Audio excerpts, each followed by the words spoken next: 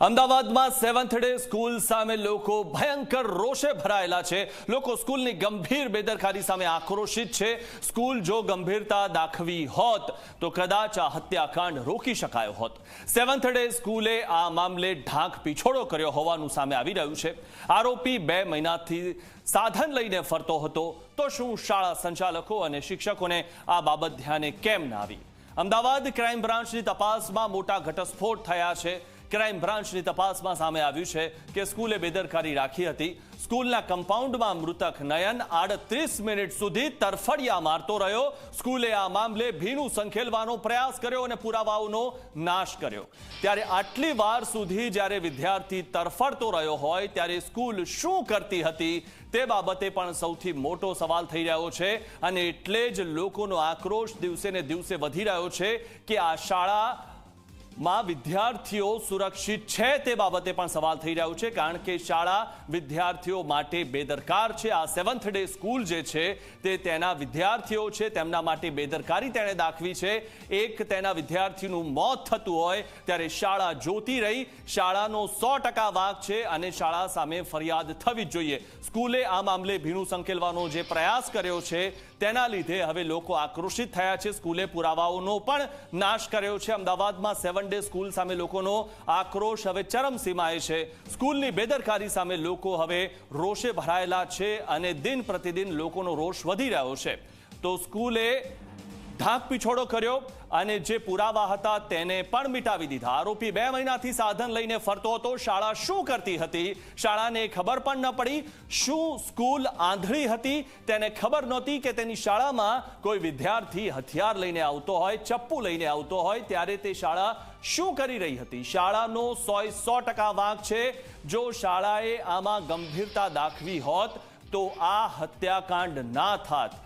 વિદ્યાર્થી 38 મિનિટ સુધી તરફડતો રહ્યો, પોતાનો જીવ બચાવવા માટે કગરતો રહ્યો, તરફડતો રહ્યો, છતાં પણ તેની મદદે કોઈ ના આવ્યું। ક્રાઇમ બ્રાન્ચની તપાસમાં આ મોટા ઘટસ્ફોટ થયા છે।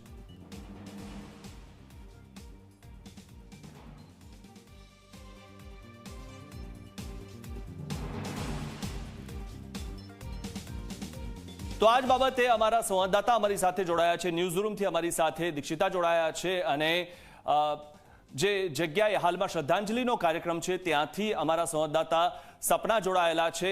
દીક્ષિતા, સૌથી મહત્વની વાત એ છે કે શાળામાં આ જે વિદ્યાર્થી છે 38 મિનિટ સુધી તરફડતો રહ્યો અને શાળાએ કોઈ જ કાર્યવાહી ન કરી। શાળાનો 100% વાંક છે, પરંતુ સૌથી મહત્વની વાત છે કે શાળા સામે હજુ સુધી કોઈ જ કાર્યવાહી થતી નથી। આ સરકાર શું કરી રહી છે? તંત્ર શું કરી રહ્યું છે? કોને બચાવી રહ્યું છે? મિથુન, સવાલ એ જ થઈ રહ્યો છે કે આખરે વિદ્યાર્થી જ્યારે શાળામાં જાય છે તો જવાબદારી કોની? શાળાના સંચાલકોની જવાબદારી, શાળાની જવાબદારી છે, કારણ કે માતા પિતા તો વિદ્યાર્થીને શાળાના ભરોસે મૂકી જાય છે અને શાળામાં પોતાનું બાળક સુરક્ષિત છે એવું ધારીને તે લોકો વિશ્વાસે બેસી રહે છે। પરંતુ આ જે ઘટના ઘટી છે તેના ઘેરા પ્રત્યાઘાત પડ્યા છે, કારણ કે હત્યા કરવામાં આવી છે। આપ જુઓ, 2 બાળકો, માત્ર નાની એવી બાબત અને તેને લઈને હત્યા થઈ જાય છે અને ત્યાર પછી 38 થી 45 મિનિટ સુધી એ બાળક એ ગેટ પાસે તરફડતું રહે છે। તો શું એ જવાબદારી શાળાના સંચાલકોની નથી કે બાળક તડપતું હતું, તેમને એની જાણ થઈ તો એ બાળકને તેઓ લઈ જાય હોસ્પિટલ ખાતે? શું બાળકને હોસ્પિટલ લઈ જવાની જવાબદારી એમની નહોતી? એમને જાણ કરવામાં આવી હતી સિક્યુરિટી તરફથી, વાલીઓએ જાણ કરી હતી ને આ ઘટનાક્રમ તમામ લોકોએ જોયો હતો, એ વિદ્યાર્થીઓએ પણ જોયો હતો એને તડપતા। એ માતા પિતા કે જે લેવા માટે આવ્યા હતા એ લોકોએ પણ જોયો હતો ને એ લોકોએ શાળાના સંચાલકોને જાણ કરી હતી કે આવી રીતે એક વિદ્યાર્થી ત્યાં પડ્યો છે। તેમ છતાં પણ શાળાના સંચાલકોમાંથી ના પ્રિન્સિપાલ ત્યાં આવ્યા, ના શિક્ષકો ત્યાં આવ્યા, ના કોઈ ત્યાં ફરક્યું। તેમણે વાલીઓને પણ તેનાથી દૂર કર્યા કે અમે લઈ જઈશું એમને, તમે કઈ વસ્તુ અડતા નહીં। તો શાળાના સંચાલકોની આ સૌથી મોટી બેદરકારી છે। તેમના વિરુદ્ધ કાર્યવાહી હજી સુધી નથી થઈ તો થવી જોઈએ, સખતમાં સખત કાર્યવાહી થવી જોઈએ। એટલે જ વાલીઓમાં રોષ જોવા મળી રહ્યો છે કે અમે અમારા બાળકોને શાળાના ભરોસે ત્યાં મૂકી જઈએ છીએ, એક વિશ્વાસ રાખીને ત્યાં મૂકી જઈએ છીએ। અમારા બાળકોની જવાબદારી કોની? તો શાળાની। જ્યાં સુધી ઘરે બાળક નથી આવતું ત્યાં સુધી તેમના બાળકોની જવાબદારી શાળાની રહે છે અને એટલે જ ડીઓએ પણ એક પરિપત્ર જાહેર કર્યો છે અને એવી સ્પષ્ટપણે સૂચનાઓ આપી છે કે આને માત્ર કાગળનો ટુકડો સમજવામાં ન આવે। આ કાગળનો ટુકડો નથી, એની અંદર જે લખવામાં આવ્યું છે તમામ શાળાઓએ તેનું પાલન કરવાનું રહેશે. એક આખી SOP બનાવવામાં આવી છે કે શાળામાં હવે તમામ પ્રકારની જવાબદારી છે વિદ્યાર્થીઓની, શાળાના સંચાલકોની રહેશે, શાળાની રહેશે. જ્યાં સુધી બાળક ઘરે નથી પહોંચતું, વિદ્યાર્થીઓ સહી સલામત રીતે ઘરે નથી પહોંચતા, ત્યાં સુધી તમામ બાબતની જવાબદારી શાળાની છે. શાળા પર સવાલો એટલા માટે ઉઠી રહ્યા છે અને સંચાલકો પર, કારણ કે જે પ્રકારની કાર્યવાહી ત્યાં કરવામાં આવી હતી, જે કામગીરી, પહેલાં તો એક વિદ્યાર્થી તડફડિયા મારતું હતું તો તેને જોવાની તસ્દી તેના સંચાલકોએ ન લીધી, શિક્ષકોએ ન લીધી, આંખ આડા કાન કર્યા, વાત ખબર હતી હોવા છતાં પણ તે લોકો ત્યાં ન પહોંચ્યા.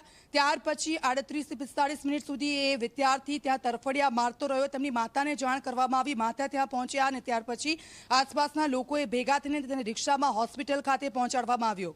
જો એ વહેલા હોસ્પિટલ પહોંચ્યો હોત તો એ વિદ્યાર્થી વચ્ચે હોત, આપણી એ માતા પિતાની વચ્ચે હોત, જીવતો હોત એ વિદ્યાર્થી.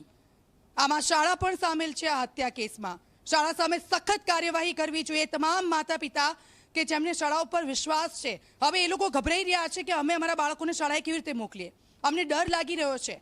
વિદ્યાર્થીનીઓ એવી કહી રહી છે કે અમે શાળાની અંદર જઈએ છીએ તો અમારા બેગ ચેક થતા હતા, પરંતુ અઠવાડિયા પહેલાં, મહિના પહેલાં જ્યારે આ બાબતની જાણ શાળાને કરવામાં આવી તો શાળાએ શું પગલાં લીધા? કોઈ જ પગલાં ન લીધા. તમામ વસ્તુઓ નજરઅંદાજ શાળાના શિક્ષકો, સંચાલકો અને પ્રિન્સિપાલે કરી. માત્ર તે લોકો એક નોટિસ આપીને જવા દેતા હતા વિદ્યાર્થીઓને કે હવે આવું ના કરતા, અને એના પછી કોઈ જ ધ્યાન નહીં. આ પહેલાં પણ આ શાળા 2016માં વિવાદમાં આવી હતી, 2024માં વિવાદમાં આવી હતી, 2025માં આ શાળા તરફથી જે કરવામાં આવ્યું તે તો ખરેખર અશોભનીય છે, પણ ફટકાર છે આવી શાળાઓ ઉપર કે જે વિદ્યાર્થી તડપતો હોય તેના આંગણામાં, તેના પ્રાંગણમાં તડપતો હતો વિદ્યાર્થી, અને તેને બચાવવા સુધીની તેમણે તસ્દી ના લીધી શાળાના સંચાલકોએ. અત્યારે તમામ લોકોના મોઢા સીવાઈ ગયા છે, કારણ કે તેમની પાસે જવાબ જ નથી. શું જવાબ હોય?